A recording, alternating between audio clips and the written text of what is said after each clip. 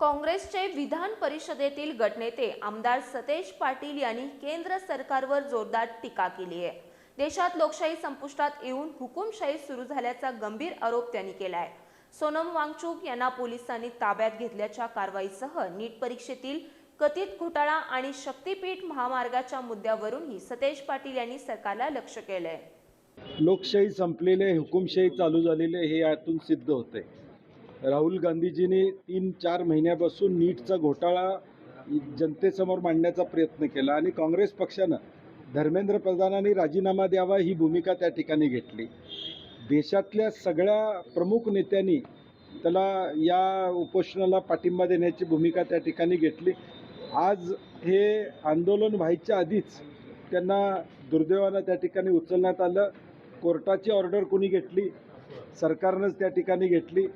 कोर्टातून order घेऊन तब्येतीच्या कारणास्तव हे आंदोलन मोडायचं आणि जो मूळ मुद्दा काँग्रेस आणि राहुल गांधींनी आणि सगळ्या देशातल्या लोकांनी विचारलेला धर्मेंद्र प्रधानांचा राजीनामा हा विषय बाजूला ठेवायचा प्रयत्न होतोय। मला वाटतंय मी म्हणलं तसं हुकुमशाही ही या देशामध्ये सुरू झाली आहे। काल आपण बघितलं डेहराडूनमध्ये छात्रों की गूंज कार्यक्रम असताना तिथंच एक मुद्दाम दुसरा कार्यक्रम फ्री ऑफ कॉस्ट ठेवण्यात आला।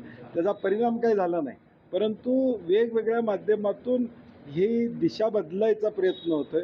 आमचं सरकारला म्हणणं एवढंच आहे की चूक झाली आहे, मान्य केलेली आहे, तुम्ही दुसऱ्यांदा परीक्षा घेतलेल्या राजीनामा द्या, काय एवढा त्यात अडचण आहे।